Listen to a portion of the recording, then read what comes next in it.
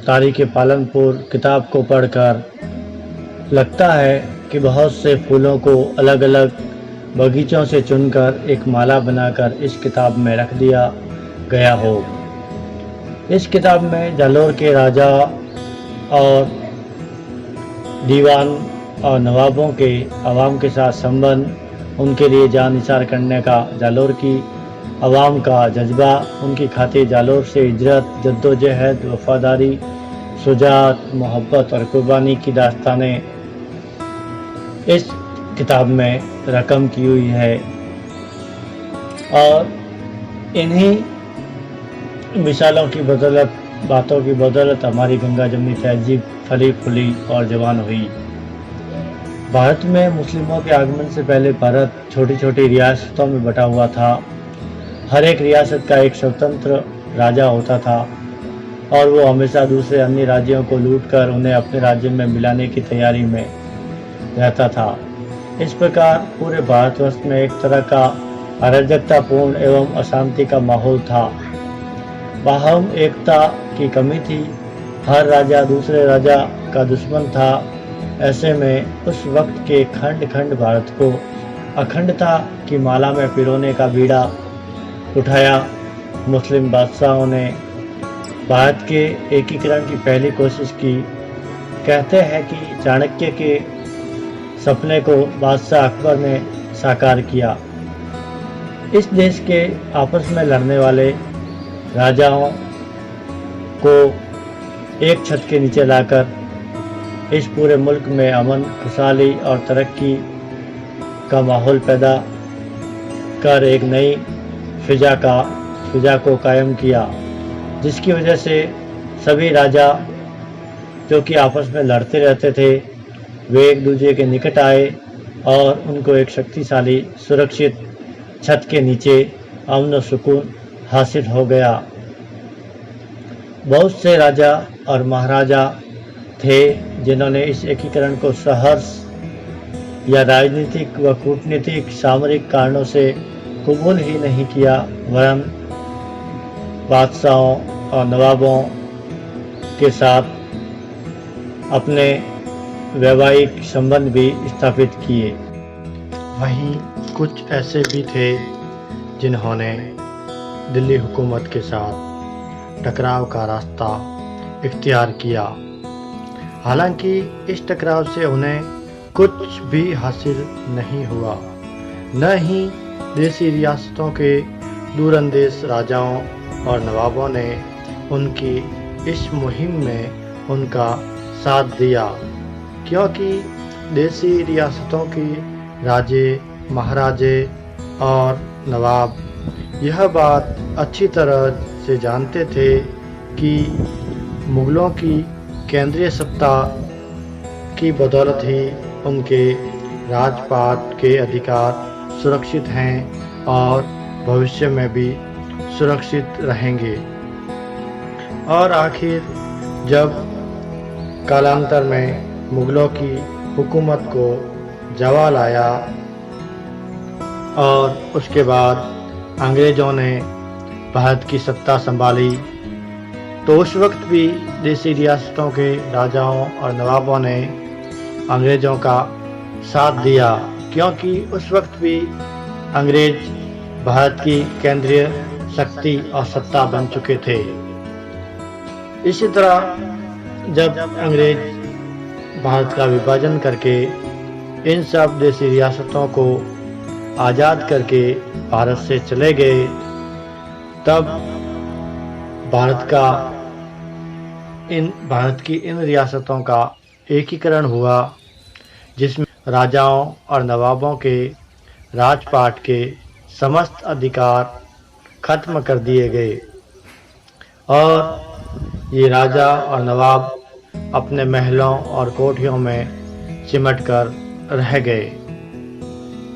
और हम आपको उसी दौर की राजाओं और नवाबों के दौर की कुछ बातें जो कि आपने नहीं सुनी, जो कि मंजर-ए-आम पर आज दिन तक नहीं आई, हम उसी और आपको लिए चलते हैं और हम पालमपुर की तारीख हिस्सा अव्वल बाब अव्वल से आगे आपको जानकारी दे रहे हैं, तो बने रहिए हमारे साथ शराफत राही लेटेस्ट अपडेट। वो उदार और खुले दिमाग का बादशाह अलाउद्दीन खिलजी ही था जिसने जालोर को जीतकर यहाँ से जाते वक्त राजा कानड़देव के भाई मालदेव को चित्तौड़ का राजकाज प्रदान किया, जो कि उसके खिलाफ युद्ध लड़ रहा था, जो कि अपने आप में एक मिसाल है। जनाब उस्ताद रहमत मियाँ साहब मरहूम व उनके बाद जनाब गुलाब मियाँ साहब मरहूम का यह एक जिंदा साकार है, जो कि अपने आप में बुजुर्ग सूफी सिफत इंसान थे। वहीं वो एक बेदार मगज इंसानी जहनीत के भी मालिक थे,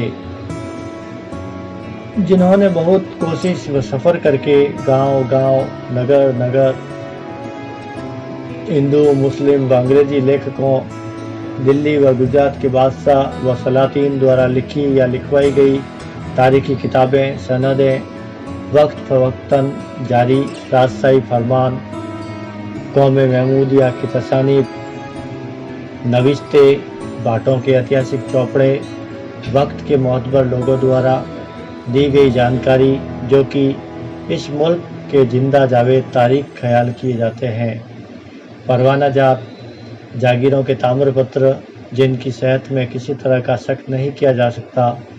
इनके अलावा तारीख की बहुत सी किताबें जिनसे मदद ली गई, मीरात सिकंदरी, मीरात अहमदी, मीरात आलम, तबकात अकबरी, आईने अकबरी, अकबरनामा, मुंतकबुल तारिक बदायूनी, तुजुकी जहांगीरी, सरुल मुताखरीन, हयात अफगानी, सलत अफगानी, मखजन अफगानी, तारीख टॉड राजस्थान, वकाला राजपुताना, दरबार अकबरी, इंतखाबुल मिलाद, खातिम सुलेमानी, रासमाला, राजखेत, राजदीपक, राज दर्पण, जुग्राफिया राजपुताना, भारतराज मंडल, वीर मंडल और गजेटियर वगैरह बाब अव्वल से शुरू कर रहे हैं, जिसमें मलिक खुर्रम खान का जालोर आना और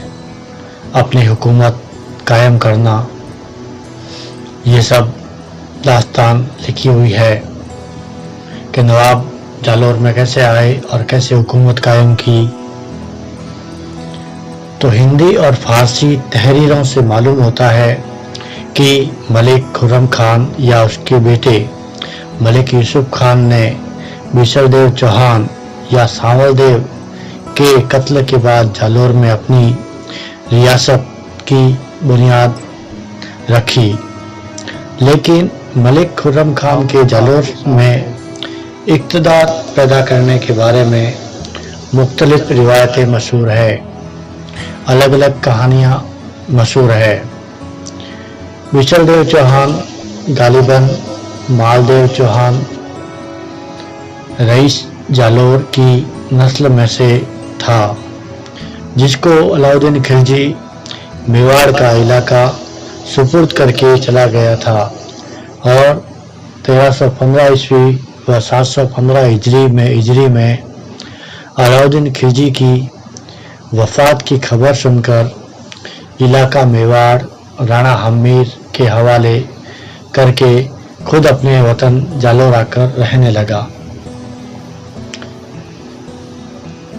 पहली रिवायत इस तरह है, जिस जमाने में शाहाने तुगलक दिल्ली में सल्तनत करते थे, सूबा बिहार के लोहानी पठानों में से एक मलिक गजनी खान इब्ने सलीम खान और रिवायत दिगर अली शेर खान, जो सूबेदार बिहार की नस्ल में से थे, किसी 22 नए रिश्तेदारी और गिरोह मुताल्लिकीन के सूबा बिहार से तलाश मास या हज बैतुल्लाह के लिए निकले थे, मगर इत्तेफाकन इलाके मारवाड़ में आकर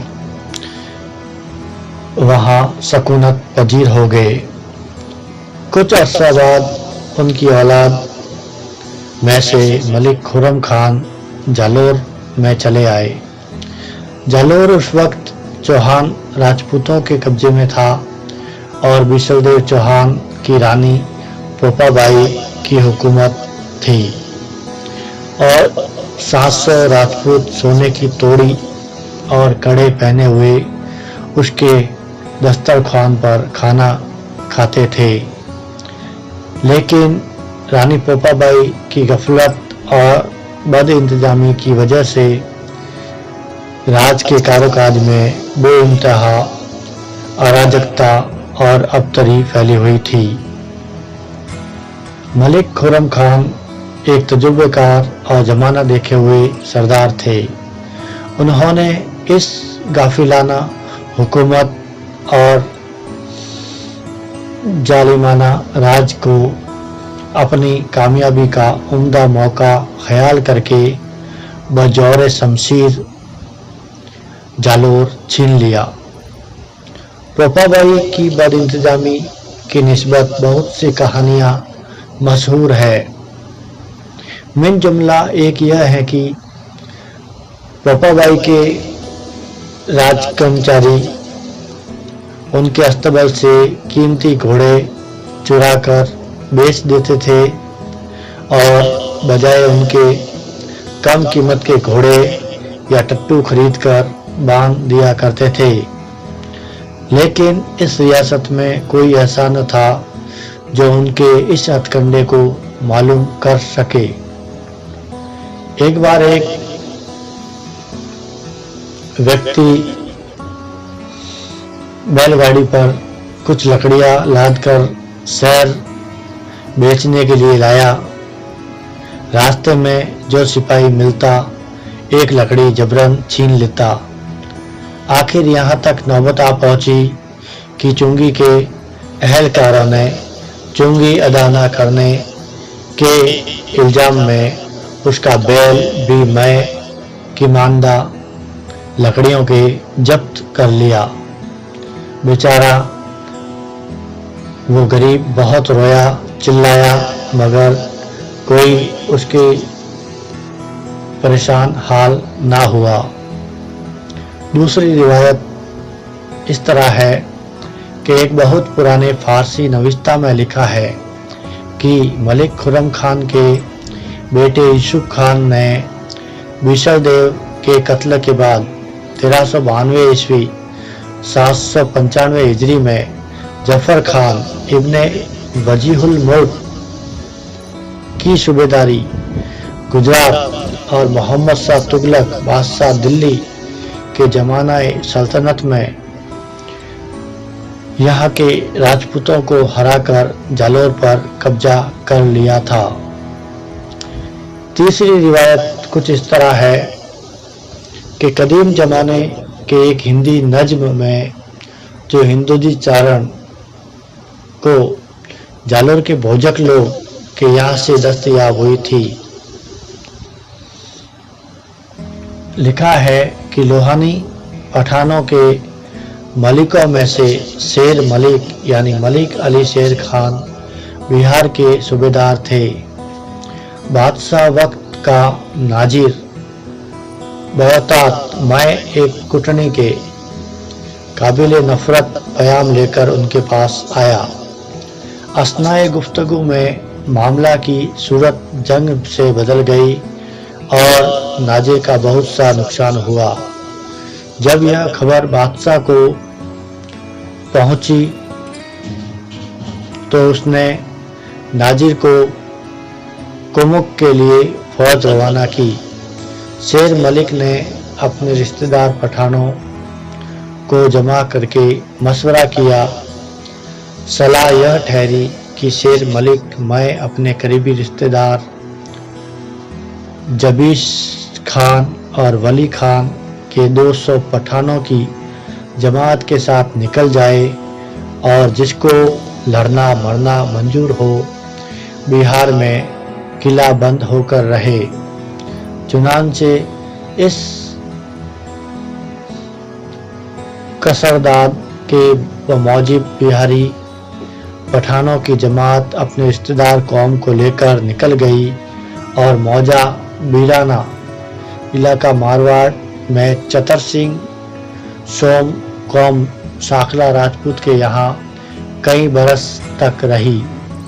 बाद अजा 1305 ईस्वी 788 हिजरी में बिसलदेव बालिसा से किला जालोर छीन लिया। चौथी रिवायत कुछ इस तरह है कि जो जेठाजी चारण ने जो हिंदी पुस्तक कानून गोयान जालोर के दफ्तर से नकल किया हुआ पेश किया है, इससे मालूम होता है कि खुर्रम खान इब्ने उमर खान मैं अपने रिश्तेदार कबाइल व मुलाजिमीन के मुल्तान से निकलकर पांचोटा पर गुना सिंधाती इलाका मारवाड़ में आए और कुछ मुद्दत तक क़याम करने के बाद वहाँ से तवर, चावड़ा, सिंधी, चौहान और गौरी वगैरह अकवाम सिपाही पैसा की जमात और वेद, वडेरा, लूणिया और गांधी वगैरह अकवाम महाजन को साथ लेकर जालोर चले आए।